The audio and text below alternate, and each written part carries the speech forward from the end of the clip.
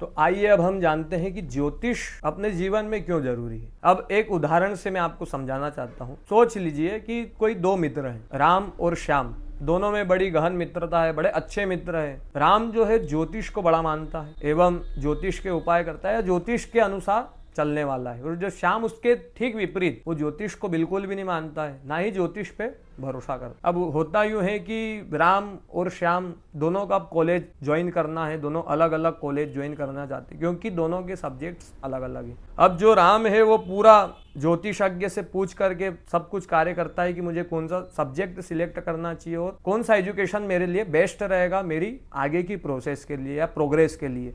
जो श्याम है वो ऐसा कुछ भी नहीं करता, अपने हिसाब से वो निकल जाता है। अब थोड़े समय बाद होता यूँ है कि राम एक अच्छी कॉलेज से पढ़ करके और अच्छी एक जॉब प्राप्त कर लेता है और देखते ही देखते उसका कई सालों में प्रमोशन भी हो जाता है। और इधर जो श्याम है वो उसके ठीक विपरीत अब सोच विचार में है कि मुझे अब क्या करना चाहिए।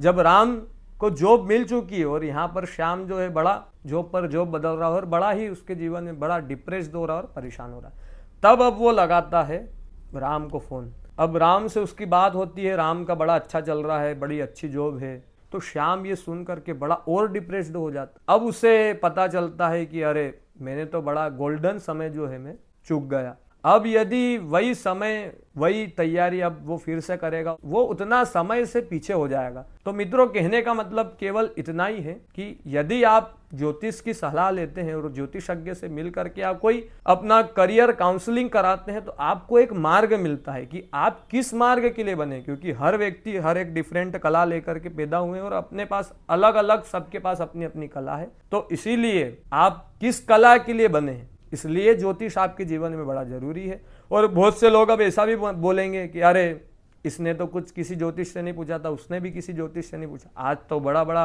बिलियनियर से है, मिलियनियर से है, परंतु उनका प्रारब्ध बहुत अच्छा हुआ होगा। क्योंकि हम ज्योतिष को तीन ही कर्मों से जानते हैं, प्रारब्ध, क्रियमाण और संचित। जो प्रारब्ध जिनका अच्छा होता है, जिनकी ग्रहों की परिस्थिति इतनी मजबूत है कि उनको किसी भी ज्योतिषज्ञ की आवश्यकता नहीं पड़ती, किस्मत अपने आप उनको, क्योंकि उनका पिछला जन्म में ऐसे कुछ कर्म रहे होंगे या ऐसे पुण्यवान या ऐसे नेक कर्म हुए होंगे जिसके कारण उनको इस जन्म बहुत अच्छा मिला है और बिना किसी मार्गदर्शन और दिशा से भाग्य स्वयं भगवान उनको ऐसा दिशाएं अपने आप बता देते हैं जिससे वो सफल हो जाते हैं। धन्यवाद।